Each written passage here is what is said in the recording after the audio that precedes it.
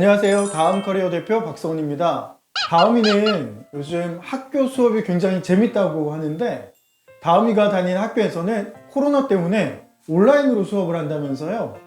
그 온라인 수업에서는 자신의 아바타를 이용해서 수업을 듣는다고 하는데, 그럼 이번 시간에는 우리 다음이가 꼭 빠져있는 메타버스 교육이 무엇인지 알아보는 시간을 가져보도록 하겠습니다. 코로나19가 유행하면서 2020년부터 올해까지 우리의 일상에는 다양한 변화가 생겼는데요. 여러 차례의 대유행을 버티고 방역 수칙에 따라 활동을 이어가고 있는데요. 코로나19가 유행하기 전처럼 활발한 활동이 오프라인에서 이루어지기가 당장은 어렵다고 생각이 됩니다. 이런 상황에서 생긴 것이 메타버스 같은 환경의 교육인데요. 메타버스는 사회, 경제, 문화 등의 다양한 분야에서 활동을 실현하는 공간으로 빠르게 변하고 있습니다. 그럼 오늘은 메타버스란 무엇인가, 메타버스의 유형과 미래 직업, 그리고 메타버스의 기대 효과와 주의해야 될 점에 대해 알아보는 시간을 가지도록 하겠습니다. 먼저 메타버스라는 개념이 처음 등장한 것은 1992년 미국의 한 소설가 닐 스티븐스가 한 소설에서 등장을 하는데요. 소설 속 등장인물들은 아바타가 되어 3차원 가상세계에서 활동을 하게 되고, 이 3차원 가상세계를 메타버스라고 지칭을 하게 됩니다. 그래서 메타버스란 현실을 넘어 구현된 가상의 세계를 의미하는데요.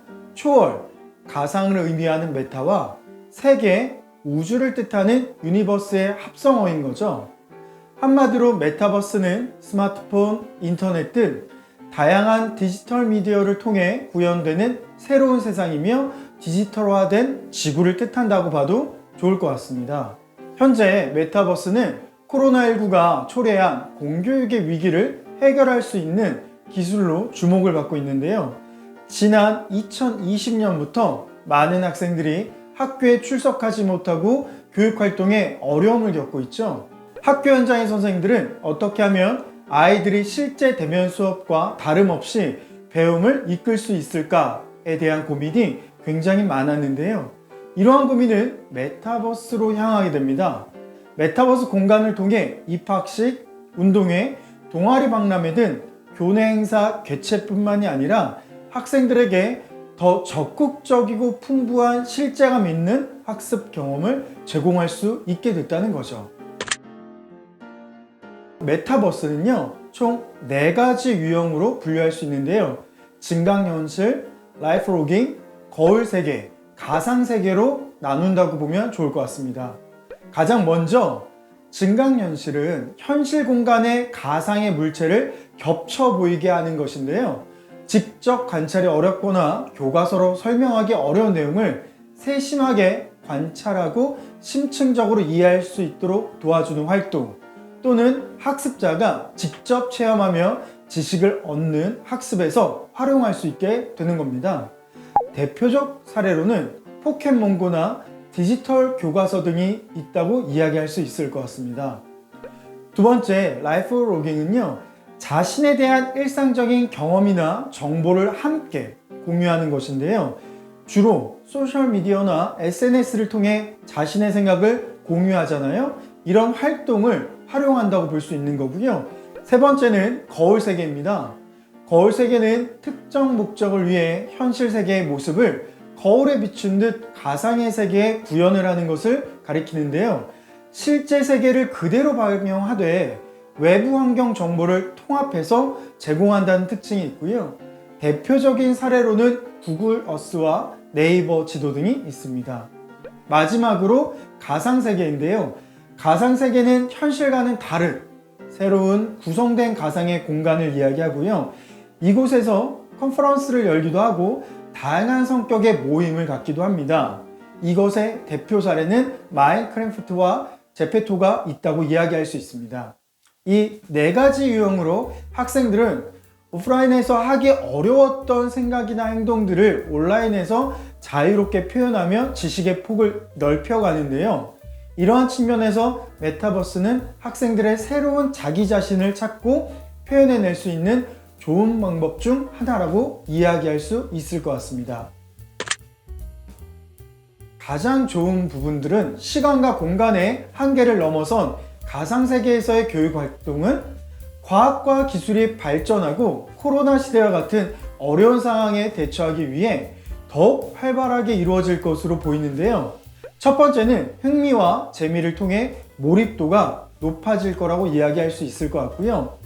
이 부분은 마치 게임을 하는 것처럼 자신의 아바타를 조정하면서 활동에 참여하는 요소 때문에 가능하다고 이야기할 수 있을 것 같습니다. 두 번째는 자유도에 대한 부분이 높기 때문인데요. 교육 현장에서는 한정된 공간에서 교육이 진행된다는 이유로 한계가 분명히 있겠죠. 예를 들어 단순히 문자와 영상으로 교육하는 게 아니라 가상세계에서는 실제에서 구현되기 어려운 것들에 대해 구현해보고 보고 듣고 배우는 것들이 가능하기 때문에 이러한 자유도가 높다고 이야기할 수 있을 것 같습니다. 마지막으로는 무한한 가능성과 창조성을 이야기할 수 있을 텐데요. 메타버스와 관련된 여러 확장된 부분들이 지금보다 조금 더 급속도로 확대될 거라고 보고 있고요. 그러다 보니 미래에는 가상세계에서의 또 다른 자아 형성, 가치가 만들어질 거라고 볼 수 있습니다. 앞서 말한 메타버스의 교육적 효과와 긍정적인 활용 가능성에 대한 기대만큼 우려가 있는 것도 사실인데요. 한국교육학술정보원에 따르면 메타버스 속 가상의 정체성을 맺어지는 사회적 연결이 현실 세계보다 가볍게 이루어질 수 있다는 것들이 장점이자 단점이 될 거라고 바라보고 있고요. 개인의 프라이버시 문제도 발생이 될 거라고 보고 있습니다. 마지막으로는 익명성에 따른 범죄 노출 가능성 등이 분명히 제시될 수 있다는 거죠. 이러한 부분에 메타버스 속 세계가 정체성이 확립되지 않은 학생들에게는 현실의 나와 가상의 나 사이에서의 정체성의 혼란을 주기에 현실 세계 부적응을 유발할 수 있다는 점도 굉장히 큰 문제점으로 지적되고 있습니다.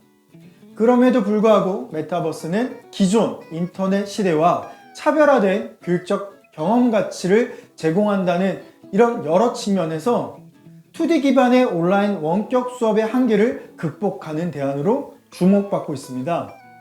그래서 예상되는 부작용을 최소화하고 효과적으로 메타버스를 활용하기 위해서는 미래 사회를 예측하며 준비하고 우리에게 유익한 방향으로 적용할 수 있도록 이끌어 나가는 자세가 필요하다고 말씀드릴 수 있을 것 같습니다. 그래서 이번 시간에는 우리가 메타버스의 의미와 특성, 단점에 대해서 알아보았는데요. 메타버스가 바꿔나갈 세상의 핵심은 결국 우리라고 이야기할 수 있을 것 같고요. 우리 선생님과 학생, 교육의 주체들의 노력과 미래 교육의 기술 발전이 함께 된다면 바람직한 교육 생태계를 만들어갈 수 있을 거라고 이야기하며 오늘 강의는 여기서 마치도록 하겠습니다. 감사합니다.